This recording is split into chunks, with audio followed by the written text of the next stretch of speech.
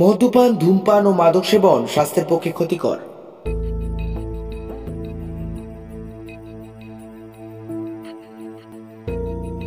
নমস্কার বন্ধুরা, আপনাদের রোমু রহস্য পডকাস্টে স্বাগত।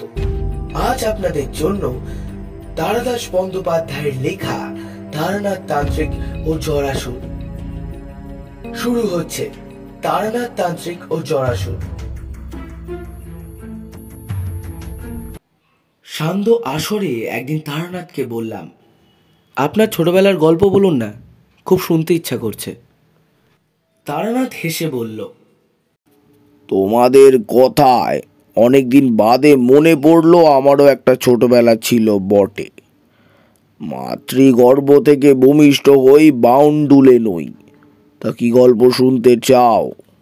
দেখলাম তারানাথের চোখ কেমন সস্প্রিল আর ভাষা ভাষা হয়ে এসেছে।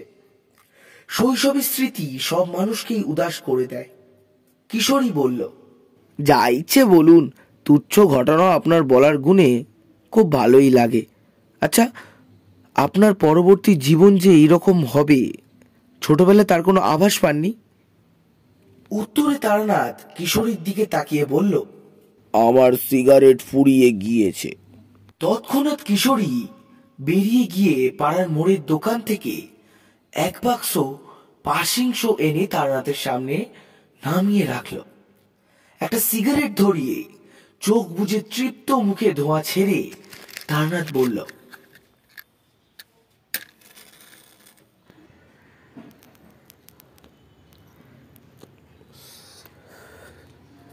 সত্যি কথা বলতে কি, আজ দুদিন একটা পয়সাও আমদানি হয়নি। না হাত দেখা, না সস্তায়ন, না কিছু। সংসারের নৌকো একেবারে বালির চড়ায় ঠেকে গিয়েছে। তাই আর লজ্জা করলাম না, সিগারেটটা চেয়েই নিলাম। কিশোরী বলল, পৃথিবীতে কিছু না দিলে কিছু পাওয়া যায় না। গল্প শোনারও একটা দক্ষিণা আছে বই কি। আপনি রোজ রোজ গল্প বলবেন আর তার পরিবর্তে আমরা কিছু দেব না, এ কখনো হয়? তারানাথ হেসে বাইরে শেষ বিকেলের আলো তোমার দেওয়াটা তুমি সুন্দর কথা দিয়ে ডেকে দিলে। পাখিটা ধরতে পারলাম বটে, তবুও আমার নেওয়ার লজ্জা ঢাকা পড়লো। বলল, বেশ ছোটবেলাকার কথা মনে পড়লেই নিলাম, ভেতরটা কেমন করে। কোথায় গেল সেই সব সবুজ মাঠ, মুক্ত হাওয়া, আমতলায় ছুটি করে বেড়াবার দিন। আর এখন কোথায় পড়ে আছি দেখো। নোংরা পরিবেশ, ঘরের মধ্যে দিনের বেলা অন্ধকার, নর্দমা থেকে পাঁকের গন্ধ ভেসে আসে সারাদিন। না, সেসব দিন আর ফিরবে না, ফিরে না। তারপর সবকিছু ঝেড়ে ফেলার ভঙ্গিতে হাত নেড়ে তারানাথ বলল, যাক, যা গিয়েছে তা তো আর ফিরবে না, বরং আমার স্মৃতিতেই সমস্ত উজ্জ্বল হয়ে থাক। সিগারেট শেষ করে ছাইদানি হিসাবে ব্যবহৃত একটি নারকেলের মালার মধ্যে গুজে দিয়ে তারানাথ বলল, একটা ঘটনা বলি শোনো। বহুদিন আগেকার কথা, আমার 8-9 বছর বয়স। একে ঠিক অলৌকিক বা অপ্রাকৃতিক ঘটনা বলা যায় কিনা জানি না, কারণ তেমন কোনো কাণ্ড ঘটেনি। তবে শ্রেণী বিভাগ না করতে পারলেও গল্পটা তোমাদের ভালোই লাগবে। তোমরা তো জানোই আমি গ্রামের ছেলে। বিরাট ধনী না হলেও আমাদের অবস্থা নিতান্ত খারাপ ছিল না। ঠাকুরদার তো ছোটখাটো একটা তাল্লুকি ছিল। আমি সংসারী না হওয়ায় আমার 2 ভাই বাবার মৃত্যুর পর সব নষ্ট করে ফেলে। ঠাকুরদা ছিলেন ভয়ানক রাশবাড়ি মানুষ। সমস্ত বৈষয়িক ব্যাপার তিনি দেখতেন। তিনি বেঁচে থাকতে কেবল মাছ ধরে বেড়াতেন বাবা, আর কিছুই করবার ছিল না তার। ঠাকুরদা কেবল পয়সা চিনতেন বা মামলা করে বেড়াতেন তা নয়, তার ঘরে অনেকগুলো সেকেলে ধরনের আলমারিতে ঠাসা ছিল নানান ধরনের বই, হাতে লেখা পুঁথিও ছিল অনেক। কিন্তু তখন বোঝবার বয়স হয়নি। এখন আন্দাজ করতে পারি কি অমূল্য সম্পদ ছিল সেই সব বই। কিন্তু সে সমস্ত আমার ভাইয়েরা নষ্ট করেছে। কে কোথা দিয়ে নিয়ে গিয়েছে তা বলার সম্ভব নয়। রোজ রাত্রিরে ঠাকুরদা লণ্ঠনের আলোয় বসে পড়াশোনা করতেন। কথা বলতেন কম, কিন্তু যখন বলতেন বোঝা যেত যে বিষয়ে কথা বলছেন তার গভীর জ্ঞান রয়েছে। তার নিদারুণ ব্যক্তিত্ব ছিল। কারোর সঙ্গে মতবিরোধ হলে তিনি ঝগড়াও করতেন না, যুক্তিও দেখাতেন না। কেবল মুখ থেকে ফরসি নলটা নামিয়ে তার দিকে ঠান্ডা চোখে তাকিয়ে থাকতেন, তাতেই কাজ হতো। আমি ছিলাম সবার আদরের ছেলে। কাকারা তখন বিয়ে করেনি, আমার ভাইয়েরাও জন্মায়নি। কোনো কিছু ভাগ করে নেবার অভ্যেস হয়নি তখনও। এই সময় আমাকে নিয়ে বাড়ির সবাই খুব বিব্রত হয়ে পড়ল। কেন? তারানাথ বলল। সেইটাই তো গল্প, মনোযোগ দিয়ে শোনো। 8 বছর বয়স থেকে আমার হঠাৎ এক অদ্ভুত জ্বর আরম্ভ হলো। খেলাধুলো করে এসে রাত্রিরে ঠাকুমার পাশে শুয়ে রূপকথা শুনছি। হঠাৎ ঠাকুমা বললেন, দেখি তোর গা যেন গরম গরম লাগছে। হাত উল্টো দিক করে কপালে হাত দিয়ে বললেন, হ্যাঁ তোর জ্বর হয়েছে। কি করে হলো? চুরি করে আচার খেয়েছিলি? আমি বললাম, না তো। ঠাকুমা বললেন, দুধ আর সাবু দিচ্ছি, খেয়ে নে। তাই হলো। কিন্তু পরপর 3 দিন রুগীর পথ্য করার ফলেও জ্বর কমলো না। তখনকার যুগে লোকে কথায় কথায় ডাক্তার দেখাতো না, আর গ্রামে গঞ্জে অত ডাক্তারই বা কোথায়। বাবা কেবল একবার বললেন, ছেলেটা বড় দুষ্টু হয়েছে, টোটো করে ঘুরে অসুখ বাঁধালো, ওকে একটু শিউলি পাতার রস খাইয়ে দিও। মোটের উপর কেউ আমার অসুখটাকে বিশেষ অমিল দিল না, দেওয়ার কথাও নয়। জ্বরজারি বাচ্চাদের ওই থাকে, আবার সেরেও যায়। কিন্তু দিন 10 বাদেও যখন আমার জ্বর কমলো না, তখন সবার টনক নড়ল। ঠাকুরদার কানে সহসা সংসারের কোনো খবর পৌঁছায় না। নিজের ঘরে বইপত্র দলিল দস্তাবেজ নিয়ে মগ্ন থাকেন। আমার জ্বরের 10ম দিনে ঠাকুরদা এসে খাটের পাশে দাঁড়িয়ে হাত দিয়ে আমার উত্তাপ দেখলেন। ঠাকুমা লম্বা গোমটা দিয়ে পাশে দাঁড়িয়েছিলেন। তাকে বললেন, আগে আমাকে খবর দাওনি কেন? তারপর বাবার দিকে ফিরে বললেন, কাল সকালবেলা উঠে মহকুমা শহর থেকে জীবন ডাক্তারকে ডেকে আনবে। বাবা ক্ষীণ স্বরে সম্মতি জানালেন। ঘোড়ার গাড়ি করে নিয়ে আসবে, আরো আগে আনা উচিত ছিল।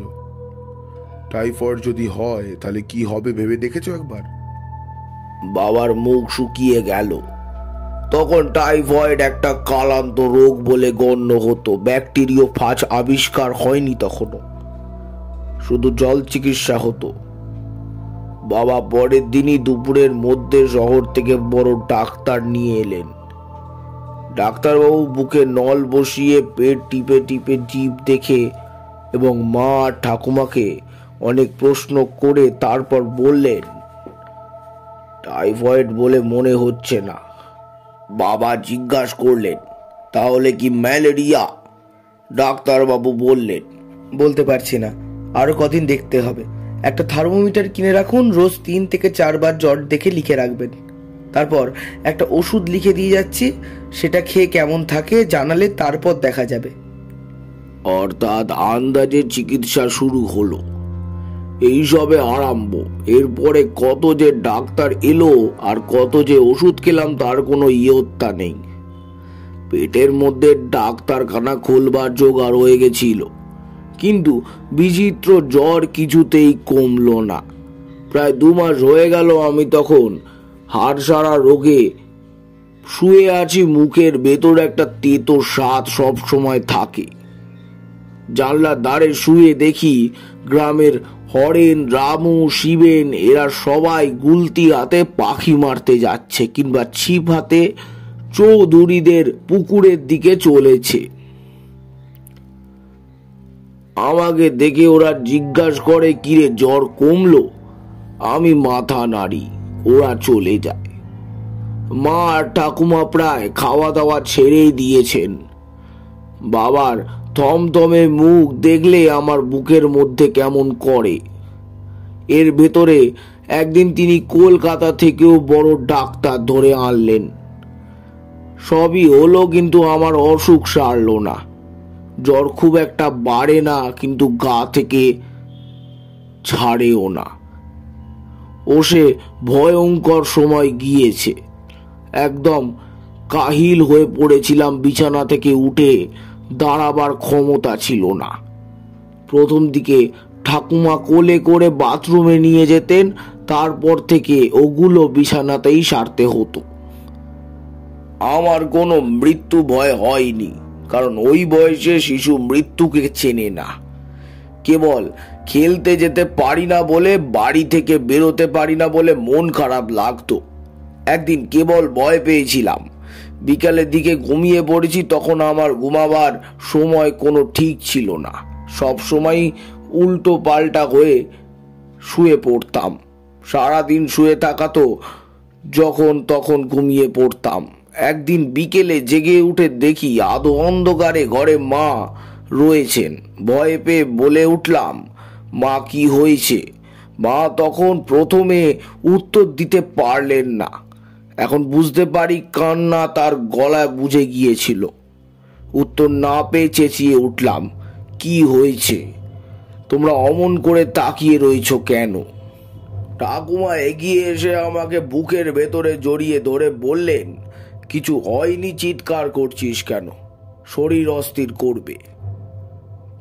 আমি বললাম, মা কেন কথা বলছে না? ঠাকুমা বলল, পুজো করতে যাবে কিনা, তাই এই তো চান করে এলো, আজ যে বৃহস্পতিবার। আমি বললাম, পুজো না করে কথা বলতে নেই। তখনকার মতো চুপ করে গেলাম বটে, কিন্তু আমার বালক মনে ঘটনাটা গভীরভাবে চাপ ফেললো। জ্বরের ঘোরে ঘুম থেকে উঠলে এমনই মস্তিষ্ক যথাযথ কাজ করে না। তার উপর অন্ধকার ঘরে মায়ের অমন ভাবে তাকিয়ে থাকা। এই প্রথম আবঝাভাবে অনুধাবন করতে পারলাম আমার জটিল কিছু একটা হয়েছিল। 2 মাস হয়ে যাওয়ার পর ঠাকুরদা বাবাকে আবার কলকাতায় পাঠালেন। যে বড় ডাক্তার আমাকে একবার দেখে গিয়েছিলেন, তাকে আবার নিয়ে আসা হলো। ডাক্তারবাবু অনেকক্ষণ ধরে আমাকে দেখলেন, নানান রকম জিজ্ঞাসাবাদ করলেন, তারপর চুপ করে বসে রইলেন। খাটের ওধারে ঠাকুমা দাঁড়িয়েছিলেন। তিনি বললেন, কেমন বুঝলেন ডাক্তারবাবু? ডাক্তারবাবু বললেন। ডাক্তার হাত জোর করে বললেন, আমাকে আর লজ্জা দেবেন না, আমি কিছুই বুঝতে পারছি না। সব রকম পরীক্ষা হয়ে গিয়েছে, জ্বর ছাড়া আর অন্য কোনো উপসর্গ নেই। এই অবস্থায় কি চিকিৎসা করব? অন্য ডাক্তার হলে লজ্জা বাঁচানোর জন্য যা হোক কিছু প্রেসক্রিপশন করে দিয়ে যেত, কিন্তু তা করতে আমার বিবেকে বাঁধে। অনেক অনুরোধে তিনি ফি নিলেন না। বললেন, না মশাই, টাকা নিতে পারবো না, এখনো পুরোপুরি চশমখোর হতে পারিনি। যদি একান্তই না ছাড়েন, তবে আমার ফেরবার ভাড়াটা বরং দিন।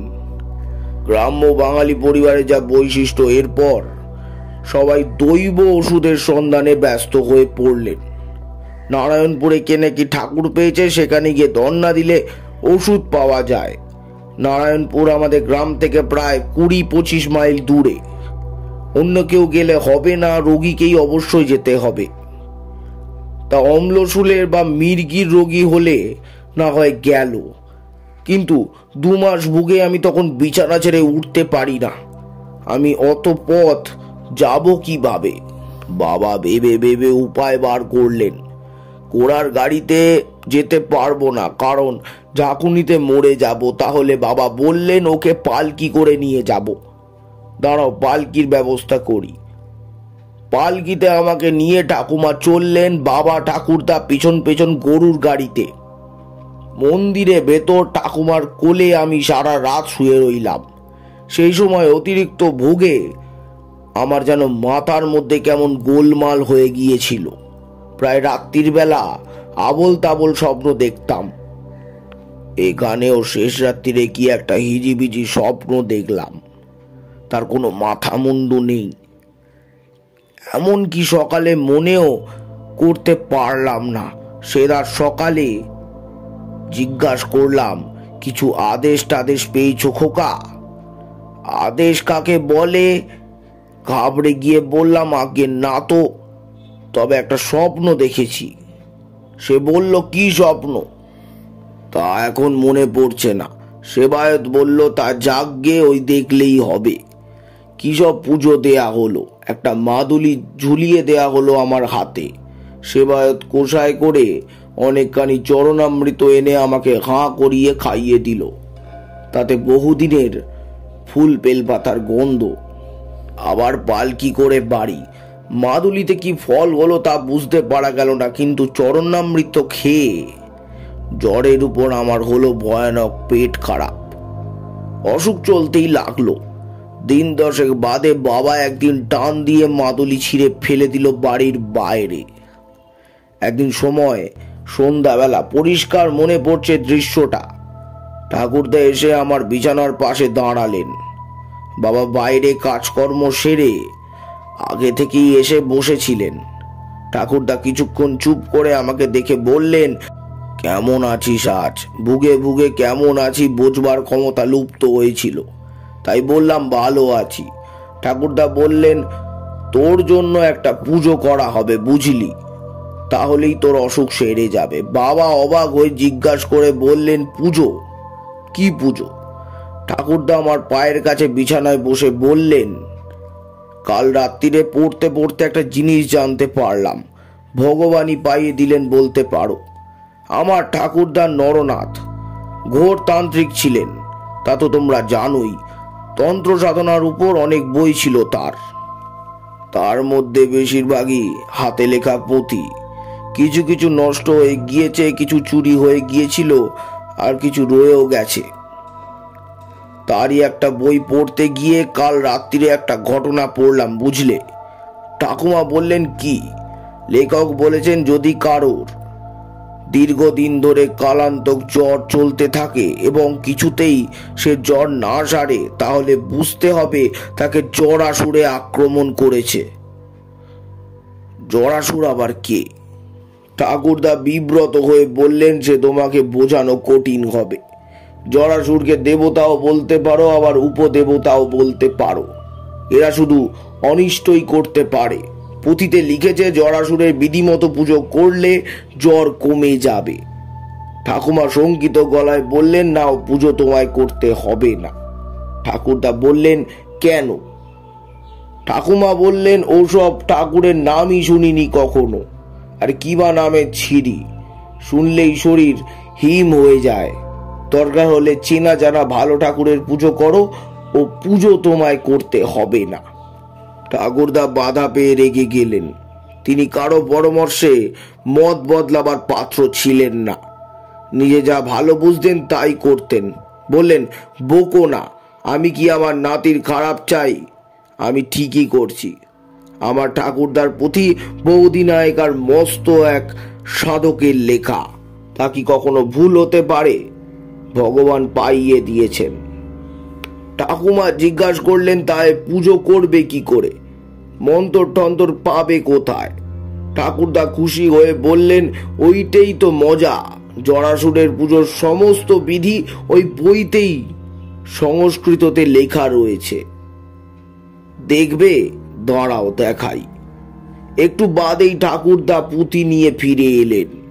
পুরনো দিনের হাতের তৈরি কাগজের পুঁথি, তাতে মোটা খাগের কলমে কালো কালিতে লেখা অক্ষর।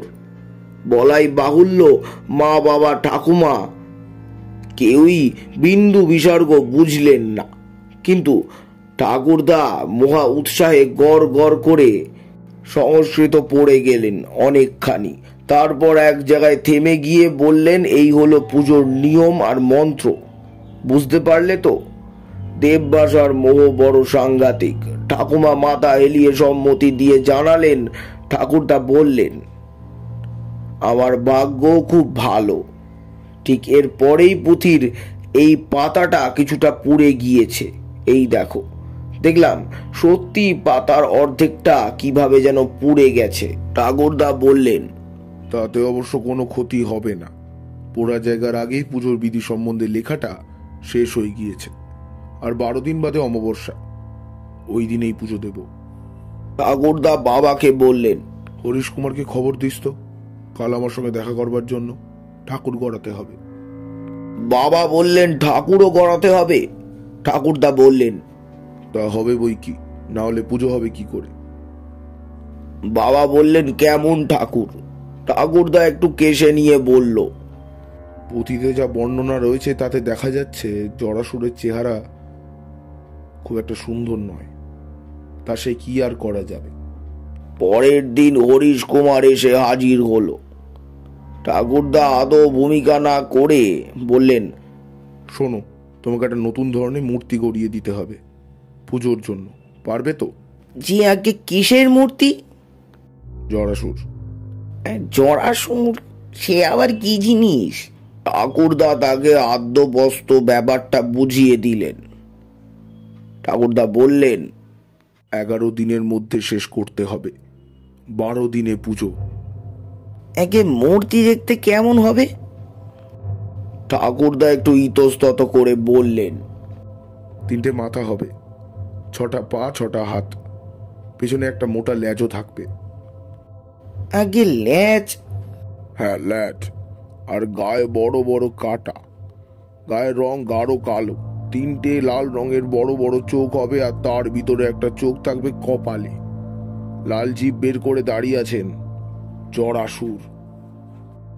একটা নিঃশ্বাস ফেলে হরিশ বলল, একে পারবো, তবে কথা হচ্ছে কি, এ পুজো কি না করলে হতো না? কেমন কেমন ঠেকছে যেন। আরে রাখো, তুমিও দেখি মেয়েদের মতো আরম্ভ করলে। যে রোগের যা ওষুধ, বুঝলে না? যাও কাজ করো গে। জরাসুর পুজো নাকি বসত বাড়ির ভেতরে করতে নেই, তাই আমাদের বাড়ির বাইরে যেয়ে করে দিল হরিশ কুমোর। ইতিমধ্যে গ্রামে এবং গ্রামের বাইরে রটে গিয়েছে ঠাকুরদা নাতির অসুখের জন্য কি এক বিকট মূর্তি বানিয়ে পুজো করছেন। রোজ সকাল থেকে শামিয়ানার তলায় ব্যাপারটা চোখে দেখবার জন্য ভিড় লেগে থাকতো। হরিশ কুমোরও ওস্তাদ লোক। এখন বুঝি মানুষটা সত্যিই খাঁটি শিল্পী ছিল। কেবলমাত্র বর্ণনা শুনে অভূতপূর্বক কিছু সৃষ্টি করা 4টিখানি কথা নয়। সুন্দরকে সৃষ্টি করে যেমন বড় শিল্পী, আবার ভয়ানক বিভৎস রস যে সৃষ্টি করে সে আরো বড় শিল্পী বই কি। হরিশ মাথা গামিয়ে এমন এক বিকট মূর্তি তৈরি করলো যা দেখে পুজোর দিন আমার হৃদকম্প উপস্থিত হলো। এদিকে সব আয়োজন মোটামুটি হয়ে গেল, শুধু পুরো ঠিক করা বাকি। ঠাকুরদা নিজেই পুজো করবেন ঠিক করেছিলেন, কিন্তু এবার ঠাকুমা সমূর্তি ধরে ঝাঁঝালো গলায় জানিয়ে দিলেন যে ঠাকুরদা বিপত্নী হওয়ার পর যা খুশি তাই করতে পারেন, তার আগে নয়। ঠাকুরদা সামান্য হলেও ঠাকুমাকে ভয় করতেন, ফলে তিনি গ্রামে 3-4 জন পুরুত বামুনের থেকে বেছে বেছে সবচেয়ে দরিদ্র রামজীবন চক্রবর্তীকে পাকড়াও করলেন। তারপর জরাসুরের মূর্তি প্রায় তৈরি হয়ে এসেছিল। সে বিচারী ঠাকুরের চেহারা দেখে ঘাবড়ে গিয়ে বলল, বাউন ঠাকুর বলল তার সাধ্যে এটি কোলাবে না। ঠাকুরদা কার্যোদয়ের নানা বাস্তব উপায় জানতেন, তার মধ্যে সবচেয়ে ফলদায়ী উপায়টি প্রয়োগ করলেন। ঠান্ডা গলায় বললেন, ও তোমার অসুবিধে হবে বলছো? ঠাকুরদা বললেন, তাক তাহলে।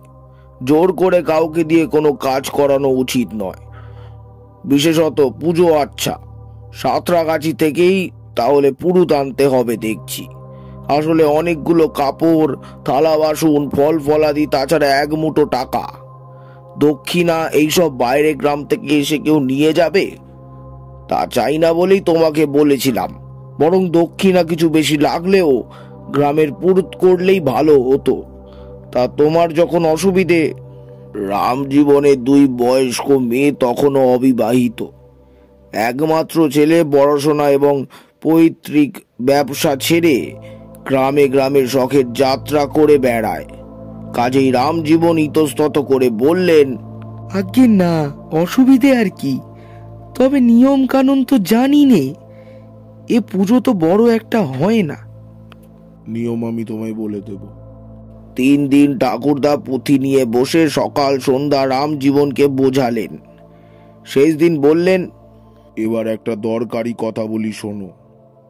এ ঠাকুরের মূর্তি কিন্তু বিসর্জন হয় না, রামজীবন বললেন, বিসর্জন হয় না তবে কি থাকবে?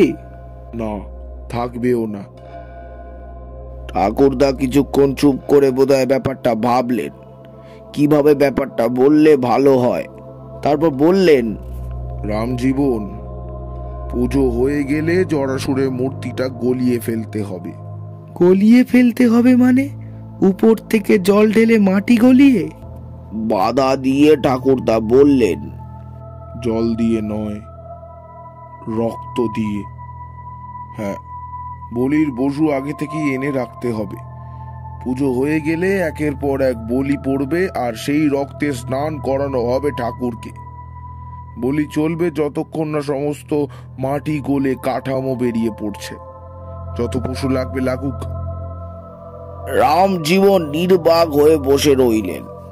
ঠাকুরদা বোধহয় তার মনের ভাব বুঝতে পেরেছিলেন। হাত দুটো জড়িয়ে দৌড়ে বললেন, রামজীবন, আপত্তি করো না ভাই, আর তোমাকে টাকার লোভ দেখাবো না। আমার নাতির অসুখ, তার কথা ভাবো। আমার বিশ্বাস এ পুজো না করলে সে বাঁচবে না। রাজি হও ভাই। মাথা নিচু করে রামজীবন বললেন, ভয় পাবেন না, কথা যখন একবার দিয়েছি কোনো কারণেই আর ফেরত নেব না। আপনার নাতিকে আমি আশীর্বাদ করছি। এইভাবে অমাবস্যা এলো। ভোর থেকে বাইরে পুজোর জোগাড় যন্ত্র চলছে, ঢাক বাজছে। আগের রাত থেকে বাড়ির কেউ আর ঘুমায়নি।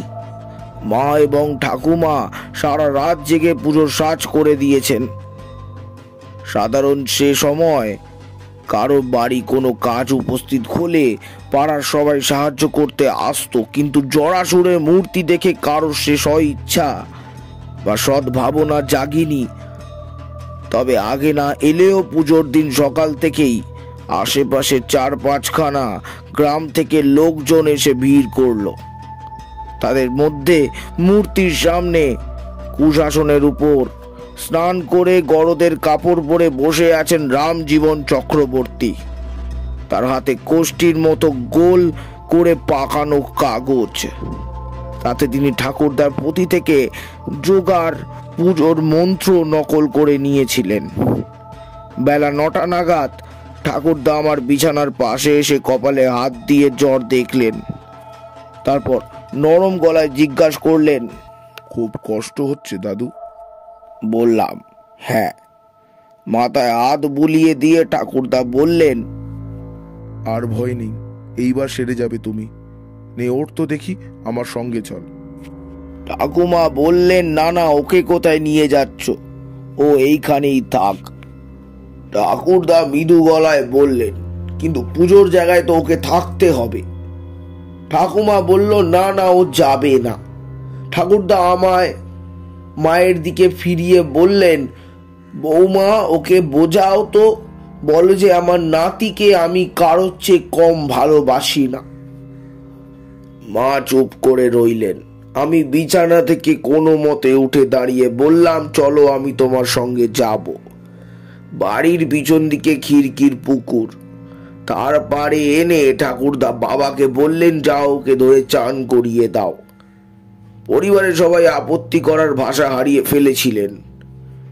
আমার গায়ে তখন কম করে 103 জ্বর। বাবা বিনা বাক্য ব্যয়ে আমাকে পুকুরে ডুব দিয়েই আনলেন। ঠাকুরদা হাতে গামছা আর নতুন কাপড় ছিল। সেই কাপড় পরে পুজোর জায়গায় গেলাম। সব লোক যেন কেমন ভাবে আমার দিকে তাকিয়ে রয়েছে। ঠাকুরের মূর্তির সামনে বসে অপর দিকে তাকালাম। এই প্রথম জরাসুরের মূর্তি সঙ্গে চোখাচোখি হলো আমার। উফ, কি ভয়ানক মূর্তি না বানিয়েছে হরিশ কুমোর। ঘোর কৃষ্ণ বর্ণ শরীরে, বড় বড় 3টে ভাটার মতো চোখ, গায়ে পেরেকের মতো খোঁচা খোঁচা কাটা, 3টে মাথা, 6টা পা। পৃথিবীর সব কুশ্রিতাকে একত্র করে এক ভয়াবহ দুঃস্বপ্নের মতো জন্ম দিয়েছে স্রষ্টা।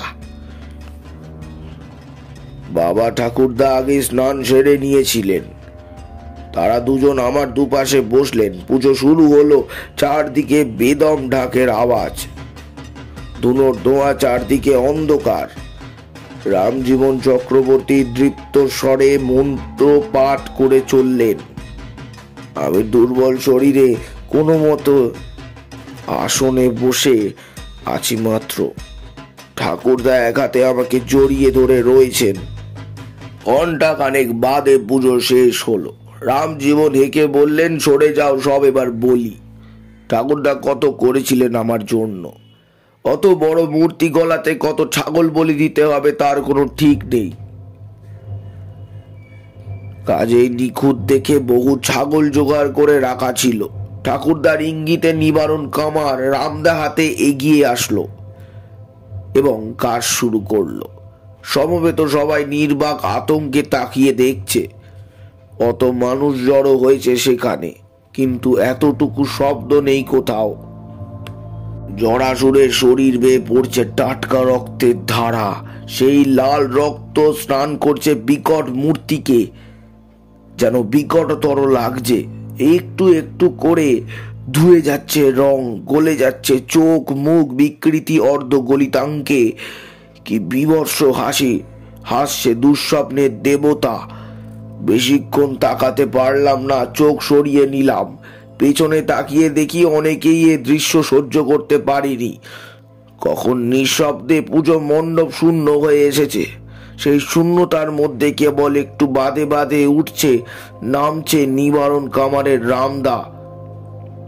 তারও চোখে জরাসুরের মতো লাল হয়ে উঠেছে, সর্বাঙ্গে চকচক করছে ঘাম। এক সময় চারদিকে রঙিন থকথকে কাদার মধ্যে জরাসুরের মূর্তির অবয়বহীন কাঠামো দাঁড়িয়ে রইল কেবল, আর সব নিশ্চিহ্ন হয়ে গিয়েছে।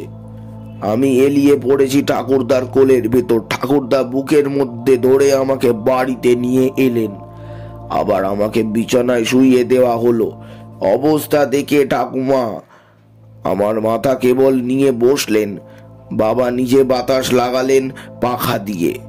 মা চোখে আঁচল দিয়ে কাঁদছেন কেবল। ঠাকুরদা অবিচলিত। তিনি তখনও বেরিয়ে গেলেন। জরাসুরের কাঠামো নদীর ধারে নিয়ে গিয়ে নাকি দাহ করে দিতে হয়, এইটাই নিয়ম।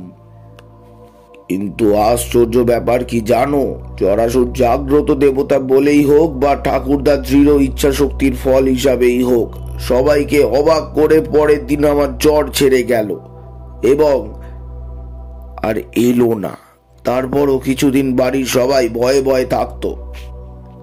একটু বাদে বাদে কপালে হাত দিয়ে দেখা হতো, কিন্তু সত্যি জ্বর আর এলো না।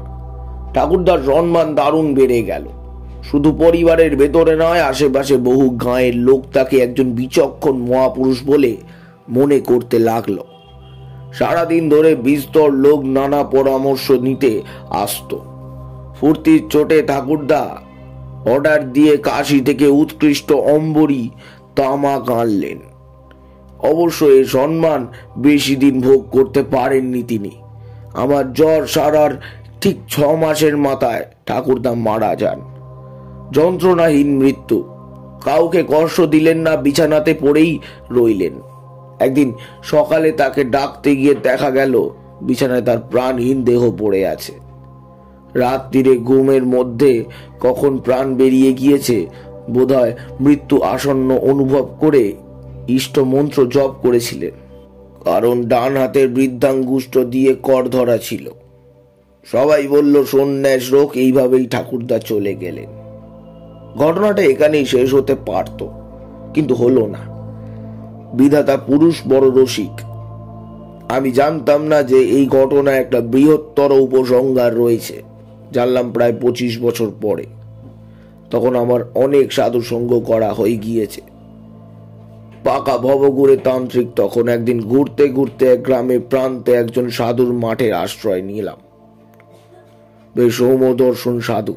বাড়ি ভালো ব্যবহার করলেন আমার সঙ্গে, জায়গা করে দিল। পরের দিন সকালেই আমি চলে যাব। তাই রাত্রিরে খাওয়ার পরে আলাপের পর নানা বিষয়ে কথাবার্তা আরম্ভ হলো। অনেক রাত্রি অবধি গল্প চলল। কথায় কথায় সাধুকে জরাসুরের পুজোর ব্যাপারটা বললাম। শুনে সাধু চমকে আমার দিকে তাকিয়ে বললেন, সে কি, তোমার ঠাকুরদা জরাসুরে পুজো করেছিলেন? সে যে বড় সাংঘাতিক দেবতা, তার কথা তোমার ঠাকুরদা জানলো কি করে? বললাম, ঠাকুরদার অনেক পুরনো পুঁথি ছিল, আমাদের পারিবারিক সম্পত্তি তাতেই পেয়েছিল। সাধু বললেন, কিন্তু সমস্ত বিবরণ পড়েই তিনি পুজোয় নেমেছিলেন। পুজোয় সংকল্প কার নামে হয়েছিল? বললাম, ঠাকুরদার নামেই। বাবা নিজের নামে করতে চেয়েছিলেন, ঠাকুরদা রাজি হননি। পুঁথিটা আস্ত ছিল। এবার আমার মনে পড়ে গেল। বললাম, না, শেষের পাতার অর্ধেকটা কিভাবে যেন পুড়ে গিয়েছিল। অবশ্য তাতে কোনো ক্ষতি হয়নি। সাধু বলল, হয়েছে, ক্ষতি হয়েছে। অবাক হয়ে বললাম, কি রকম? সাধু উঠে গিয়ে ভেতর থেকে একটা পুঁথি নিয়ে এলেন। আমাকে বললেন, এই দেখো, আমার কাছেও এক খণ্ড আছে। শেষ পাতা পুড়ে না গেলে ঠাকুরদা দেখতে পেতেন। জরাসুরের পুজোর নিয়মের শেষে সাবধান করে দিয়ে লেখা আছে, যার নামে সংকল্প হবে 6 মাসের মধ্যে তার মৃত্যু হবেই। 6 মাস পরেই তো আমার ঠাকুরদা মারা গিয়েছিলেন। আমি নির্বাক হয়ে বসে রইলাম। আজ কোথায় স্নেহময় ঠাকুরদা, কোথায় বা ঠাকুমা, মা, বাবা, সব স্বপ্নের মতো মিলিয়ে গিয়েছে। একটু পরে বললাম, সাধুজি, আপনার বোধহয় একটু ভুল হচ্ছে। উনি বিস্মিত হয়ে বললেন, ভুল? আমি বললাম, হ্যাঁ, ও পাতাটা আস্ত থাকলেও ঠাকুরদা পুজো করতেন। আমি ঠাকুরদার নয়নের মণি ছিলাম। সাধু চুপ করে রইলেন। আমি আর কিছু বললাম না। কিন্তু আর একটা কথা আমার মনে ঘোরাফেরা করছিল। এখন তা আমার দৃঢ় বিশ্বাস। তা হচ্ছে এই যে, ঠাকুরদা নিজেই ও পাতা পুড়িয়ে ফেলেছিলেন। পাছে কেউ পড়ে ফেলে, তাকে বাধা দেয়, তাই। আমাকে ঠাকুরদা বড়ই ভালোবাসতেন।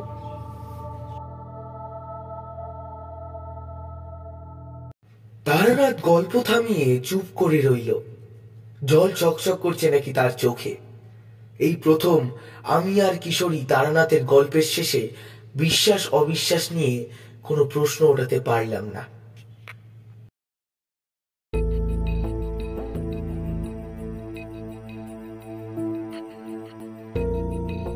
এতক্ষণ আপনারা শুনছিলেন তারাদাস বন্দ্যোপাধ্যায়ের লেখা তারানাথ তান্ত্রিক ও জরাসুর। আজকের গল্প এতটাই। দেখা হচ্ছে পরের গল্পে।